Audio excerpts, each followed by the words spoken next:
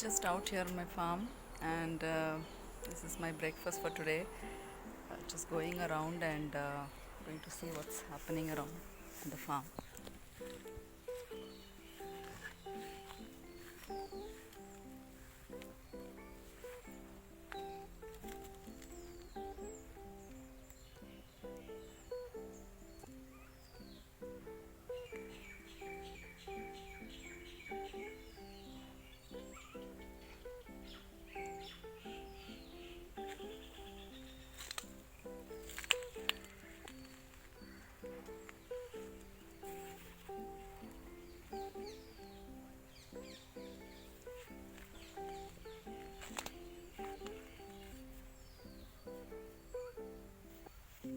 This was not so much for a garden tour, but for the sounds in the background. I hope you heard the birds chirping throughout.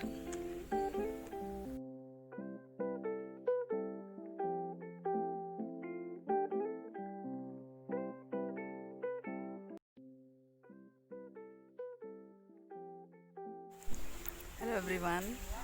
Today I wanted to talk to you about the flowering trees and plants on my farm, because there was a reason that I had these plants growing on my farm, and I thought I will quickly introduce you to the different kinds of plants that are growing on my farm. So here is one such plant. This is Singapore cherry, and I'll show you around and tell you why I've planted each of them specifically. So let's quickly check them out. Today I thought I will show you the plants that are growing on my farm and how I chose them for different purposes. I wanted my farm to be a biodiverse area where all kinds of different flowering plants and fruiting plants were growing. So it was, though the idea was to have a food forest where we have a lot of things that we can quickly pluck and use it for our cooking, it was also a very conscious decision that I had made, that I wanted a lot of different plants, different varieties, because I have a very small area. I have just half acre, and on this half acre there is only so much I could do, and there are a lot of limitations. I can't have orchards, so but I wanted every single plant that could grow in this area. Of course, I was not at all looking at growing exotic plants. That was not in the picture at all. The idea was to grow indigenous plants which grow effortlessly well in this habitat, or in this climatic condition, or the soil condition that my farm has. So I was looking only for those kind of plants, and there are a lot of plants like that, and I wanted to pick and choose, because I can only have so many tree saplings, or I could have only so many different plants that I can have on my farm. So I had to be very choosy and very careful about it.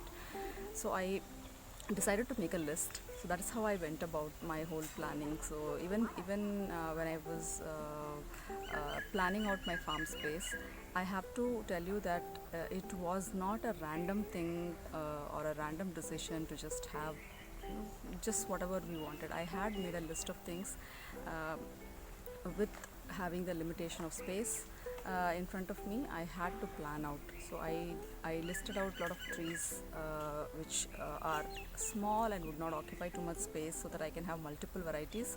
And at the same time, I wanted to list out plants which will bring in a lot of butterflies and bees to my farm. So this right here is the Singapore cherry. I was sitting right over there and showing you around. So let me show you the blossom here. So this is the beautiful cherry, Singapore cherry blossom. And if I can show you, I think my these are the berries. These are the green unripe ones. I'll show you the ripe ones in a minute. But they are loaded literally. I don't know whether you can see these. Because they are on the other side, and when I go down that side, I think the lighting isn't good enough. So I just wanted to show you how many of these are there are like I would say maybe some 2000 3000 berries here, lots and lots of berries. So Let me just take you down below and show you the ripe ones. Just bear with me for a minute. Look here, these are all hanging. These are literally touching the ground. Can you see? This is the ground and this is where the branches are hanging. I told you it forms a canopy. So look at that. Look at this beautiful cherry. These are the Singapore cherries. You can see so many red ones. So this is the ripe one, and these green ones are the unripe ones. So they are growing here. There are so many of them. So these are the berries that the birds come for, and of course the beautiful flower that I showed you, that's what is for the butterflies. So let's go and check out the other plants. The next plant I wanted to show you is this beautiful Cassia Germanica. This is a beautiful looking plant. Look at this. The pink blossoms are so amazing. Look at them, all laden with flowers. I hope you can see it. It has this beautiful buds here. They are blossoming. They blossom in bunches, and I don't know whether I'm able to capture it. There's a lot of sunlight, and I'm not sure if you're able to see this beauty. Look at that. I'm just going to show you a long shot. It's laden with flowers right now, and the color is such a gorgeous pink and peach. And this is again a plant which I actually, look at the butterfly. Did you catch that? So these are the trees, saplings I picked up just for the sake of inviting butterflies into my garden. So this is what Cassia Germanica looks like. It's a small tree, not really big, you can see that. So that's all is the height of the tree, and it's giving out such a beautiful vibe to the farm, and it brings in these wonderful butterflies that I want. So I guess this was my second plant that I wanted to show you today. But if I have to tell you, this was, I think, one of the first plants that we planted on the farm. That's why it's this big, you know. I planted it 3 years back. So this is one of those first few trees that we had on the farm. So now let's go and check out the next plant. So this is the second plant I wanted to show you. Again, one of the plants saplings that I picked up along with Cassia Germanica, the one I showed you earlier. And this is the Labanum. This is an Indian Labanum which has bunches of yellow flowers hanging. I'll also show you the flowers.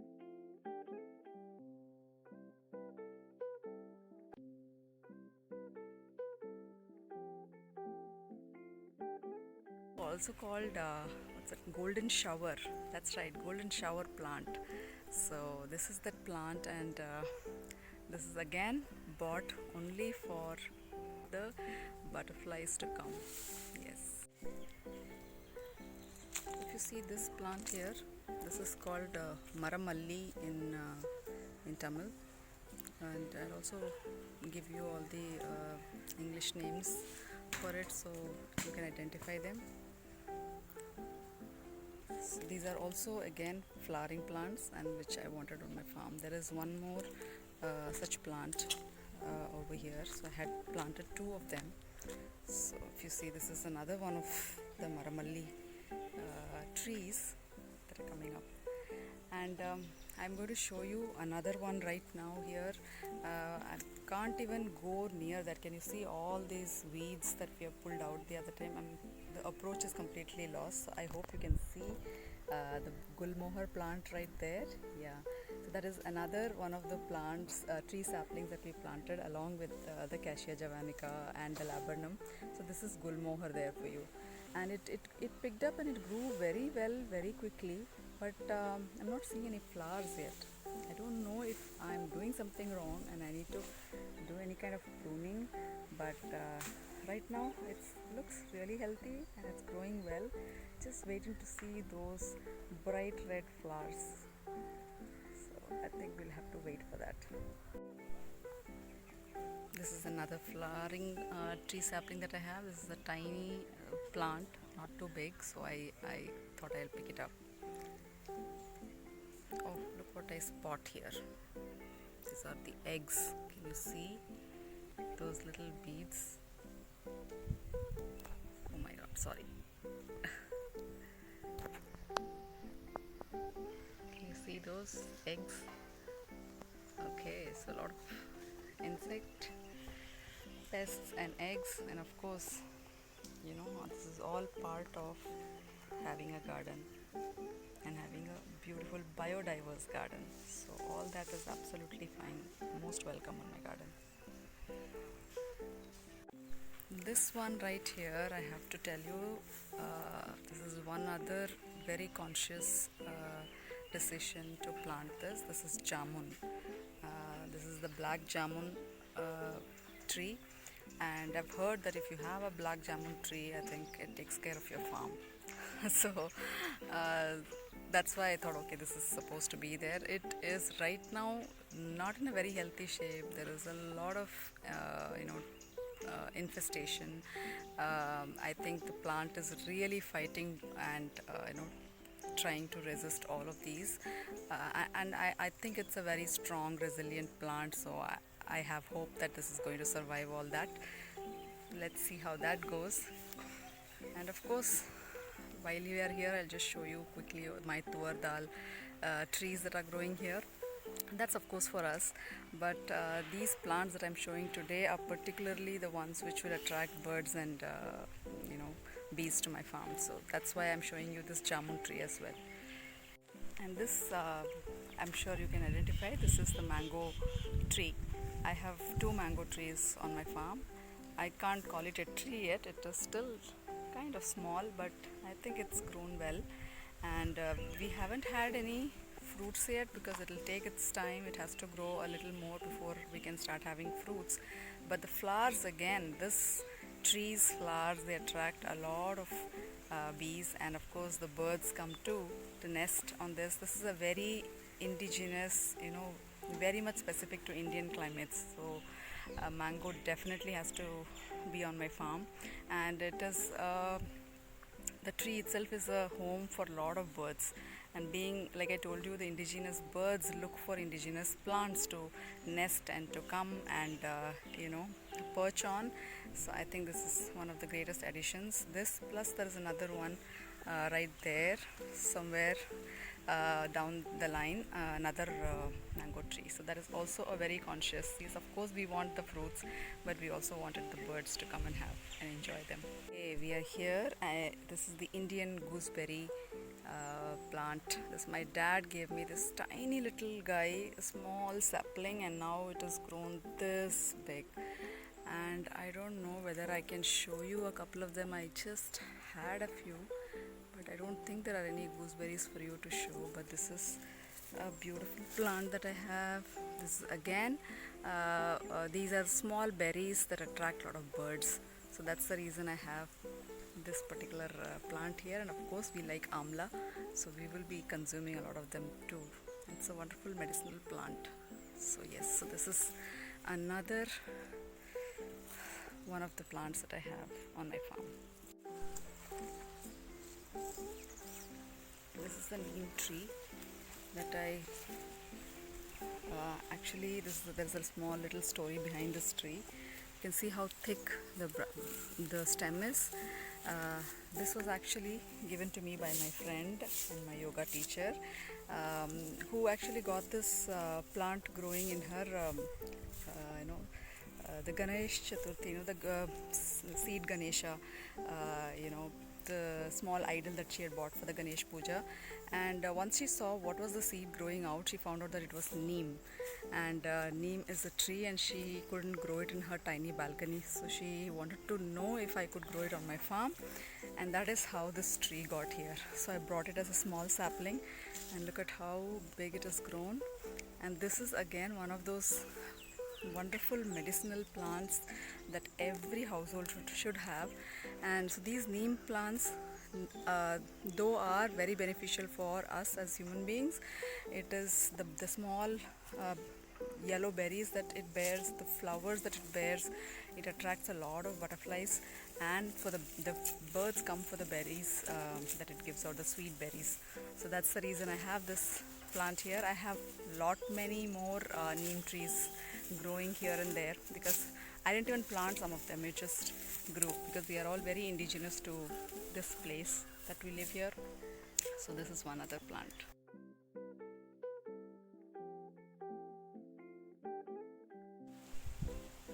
So this is a very common, very native to Tamil Nadu actually, especially, and I would say this is called Puvarasana. If you are Tamilians, you will know what I'm talking about. I'll also give you the English name. So this is the Puvarasam, and though it's an indigenous plant, I thought it will pick up very soon. I think this area was kind of bushy and it had lots of different weeds growing on, and I think it wouldn't let this plant grow well. But it's been resilient enough, and it has picked up, and it has come to this level. I've been pruning it a little bit just to see if it helps it pick up speed and grow well. So that is Puvarasam for you. So this is again one of those indigenous plants which has lots of birds flocking around it. So that is the reason we have it here. So another neem right there, like I told you, behind it. So flowers are not just for the birds, they are such a pleasure to look at.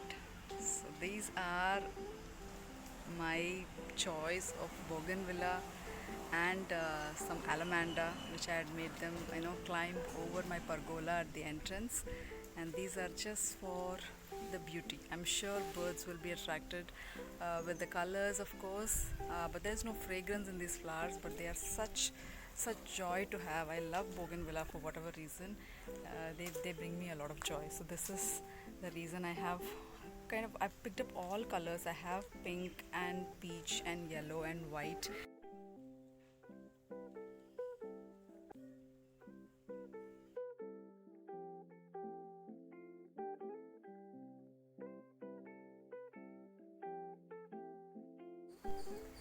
So I hope you had a fun round of my farm, and I had a lot of fun showing you around. It's getting quite humid, so there is no breeze right now, so I'm finally getting a little tired going around.